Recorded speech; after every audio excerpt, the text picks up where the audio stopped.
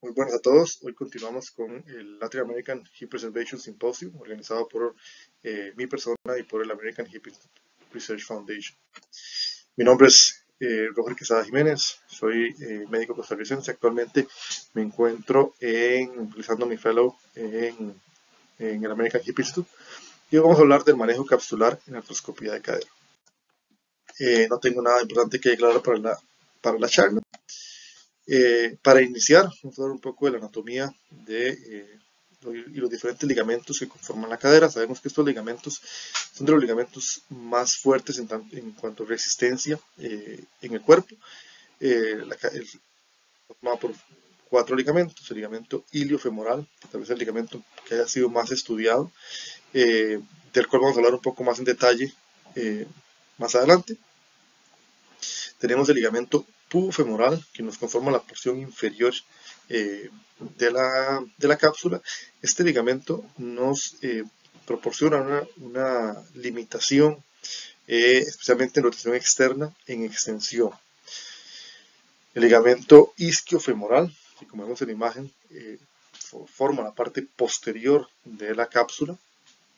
Este nos restringe o proporciona estabilidad en flexión, abducción, y restringe un poco la rotación interna.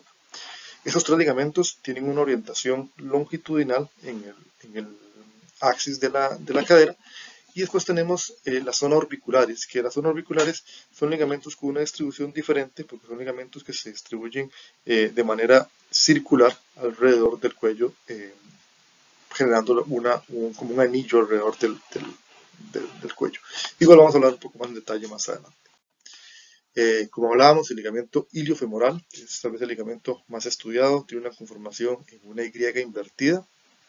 Se origina de la espina ilíaca antero-inferior y se inserta en la línea intertrocantérica. Tiene como función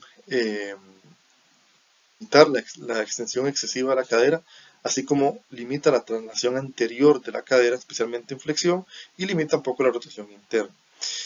Si vemos en la imagen de la derecha, está conformado por dos bandas: la banda lateral o superior y la banda medial o inferior. Y eso tiene relevancia porque si vemos en la imagen inferior, estudio mecánico que nos habla de los diferentes grosores de la cápsula en, en los diferentes puntos de la porción superior y lateral, más o menos como a de las 2 pm. Es la zona de mayor grosor de la cápsula, ¿verdad? Estos están conformados por el ligamento iliofemoral y en su mayoría por la banda superior o lateral. Las zonas orbiculares son fibras circulares, son fibras que se encuentran formando como un anillo alrededor de la cabeza femoral y del cuello femoral. Si vemos aquí, muestra los diferentes grosores en la imagen de la derecha, de proximal hacia distal, y nos ayuda o mantiene la estabilidad de la cadera, especialmente contrarrestando movimientos de distracción de la cadera. Hay muchos tipos de capsulotomía que han sido descritos. Sabemos que una vez que ingresamos a la cadera, la movilidad es muy restringida debido al grosor de la cápsula. Se han descrito múltiples capsulotomías. Esta capsulotomía por punción que vamos a describir es una capsulotomía de las que menor daño produce a estos ligamentos, ¿verdad? Porque se utilizan nada más, como su nombre lo dice, pequeños orificios para ingresar. Generalmente se relaciona con un mayor número de portales para abarcar los diferentes espacios de trabajo, tanto en compartimento central como periférico. Dentro de su biomecánica de estos estabilizadores dinámicos de la cadera, el femoral se mantiene intacto en su mayoría, ¿verdad? Vamos a tener solo pequeños orificios. Los tejidos blandos son menos perturbados porque no hacemos una capsulotomía más extendida, lo cual potencialmente podría disminuir el riesgo de ossificación heterotópica y requiere menos restricciones en el rango de movimiento postoperatorios, porque tenemos una mayor estabilidad de la cadera. Dentro de las desventajas, es la visualización de la cadera es mucho más disminuida. Hay zonas que van a ser un poco más difíciles de acceso con esta capsulotomía, por ejemplo, pacientes con un CAM muy grande va a ser un poco difícil el abordaje, principalmente inferior.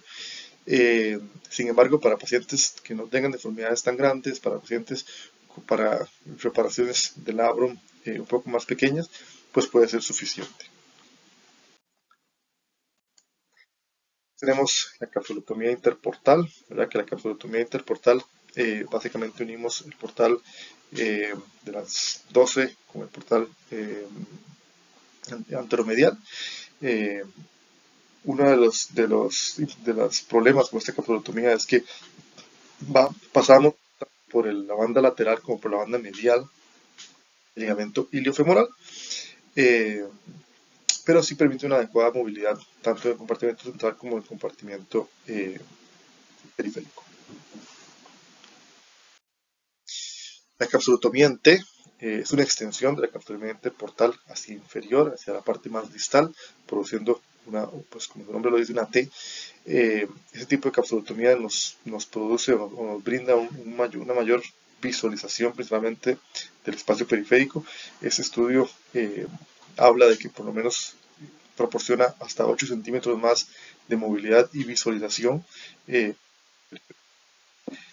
idealmente para pacientes, como decíamos anteriormente, con lesiones de CAM muy grandes, hacia inferior, vamos pues llegar un poco más distal y tener una movilidad más adecuada para el manejo de esas patologías. Bueno, este es un estudio biomecánico donde los autores repasaron o analizaron preparar la cápsula con un punto de sutura, 2 puntos de sutura o 3 puntos de sutura en una capsulotomía interportal. Aplicaron fuerzas para ver en qué momento fallaban y la fuerza necesaria para que fallen estas reparaciones. Entre realizar una reparación con una sutura o repararla con 3 había una diferencia significativa en el porcentaje de fuerza necesaria para el fallo. No así entre 2 suturas y 3 suturas.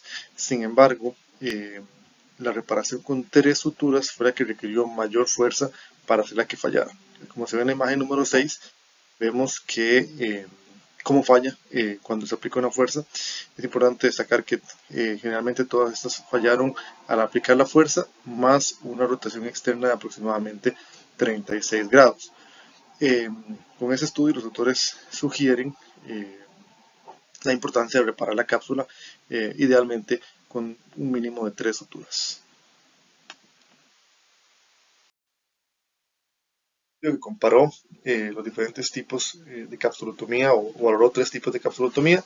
Una, la capsulotomía interportal; 2, la capsulotomía en T, pero una T un poco más corta; y una capsulotomía en T un poco más extensa. Como conclusión, los autores valoraron tanto el movimiento hacia anterior como el movimiento hacia posterior y el riesgo de subluxación que conllevaba. La capsulotomía interportal sí presentó una disminución del torque resistivo de la cápsula, principalmente hacia anterior, pero no hacia posterior. Eso explicado por la violación del ligamento iliofemoral. Después, la capsulotomía en T, ambas, pero en mayor proporción la capsulotomía en T más extendida, presentó una disminución significativa tanto hacia anterior como hacia posterior. Una vez reparadas esas capsulotomías, todas resultaron en una resistencia similar a una cadera intacta, en ambas posiciones, tanto en anterior como en posterior. Esto nos habla de la importancia de reparar la cápsula. Reparar la cápsula, porque en el momento que no reparemos la cápsula, tenemos un estado de inestabilidad de la cadera, lo cual se transfiere a dolor persistente. Los pacientes generalmente presentan dolor persistente postoperatorio debido al grado de inestabilidad que la cadera tiene. Acá más estudios, hay reportes de casos donde hablan de que incluso se pueden presentar subluxaciones o incluso luxaciones en casos más extremos de inestabilidad de la cadera. En la imagen de la izquierda podemos ver una imagen de resonancia magnética con contraste, donde vemos la extravasación del contraste y podemos ver todo el defecto capsular asociado. Biomecánicamente vemos que la importancia de reparar la cápsula, donde alcanzamos básicamente un estado natural, un estado de fuerza de la cápsula similar al previo. Y ahora vemos cómo esta reparación de la cápsula también tiene beneficios clínicos. Ese es un estudio sistemático y un metaanálisis donde se incluyeron 36 estudios, casi 5.000 pacientes. Los pacientes que tuvieron una reparación de la cápsula o un cierre completo de la cápsula mostraron mejores resultados operatorios comparados con los pacientes que no tuvieron un cierre de la cápsula. Y eso independientemente de la capsulotomía, basado en el puntaje postoperatorio de la escala de Harris modificada. Esto nos sugiere que la importancia también se ve en la parte clínica de los pacientes. Lo importante del estudio fue que si bien ellos no encontraron una diferencia significativa entre la capsulotomía interportal y la capsulotomía INT, sí hubo que los resultados de los pacientes con la capsulotomía interportal eran ligeramente mejores que los resultados de los pacientes que tuvieron una capsulotomía INT. Ese es otro estudio, un estudio randomizado, ¿verdad? Donde se incluyeron 54 pacientes que fueron separados en dos grupos. Un grupo recibió reparación y un grupo no recibió reparación de la cápsula después de la artroscopía, con patologías similares que fueron tratadas. Sí se observó una mejoría significativa, una mejoría en las diferentes escalas. Sin embargo, esta mejoría no fue significativa cuando realizaron el estudio, pero entre 1 año y 2 años sí hubo una diferencia significativa, tanto en las 3 diferentes escalas que utilizó el estudio. Entonces, igual, los autores nos recomiendan restaurar la anatomía de la cápsula y reparar la cápsula siempre que sea posible. Es otro estudio muy reciente, es un estudio que se publicó en diciembre del año anterior, donde igual es un metaanálisis de 17 estudios que incluyó 3.191 pacientes, de los cuales 2.073 pacientes recibieron una reparación capsular y 1.118 no recibieron una reparación. Los pacientes del grupo de reparación de la cápsula tuvieron mejores resultados clínicos, menores tasas de complicaciones, menores tasas de revisión y menores tasas de conversión temprana a artroplastía de cadera. Entonces vemos que tanto biomecánica como clínicamente sí tiene una importancia el manejo adecuado de la cápsula. Pero no todos los pacientes son iguales y tenemos también pacientes que tal vez tengan un riesgo mayor a tener inestabilidad debido a características anatómicas, tal vez pacientes con displasia moderada o pacientes que estén en displasia limítrofe de la cadera, pacientes con una laxitud ligamentaria generalizada, pacientes con Ehlers-Danlos, pues son pacientes que siempre han requerido un abordaje un poco diferente, ¿verdad? Y han sido por el riesgo de inestabilidad que tienen. Se han propuesto diferentes técnicas. Esa es una técnica que fue desarrollada acá en el American Hip Institute de la aplicación de la cápsula, ¿verdad? Donde se toman mordidas un poco más grandes de la cápsula de la cápsula.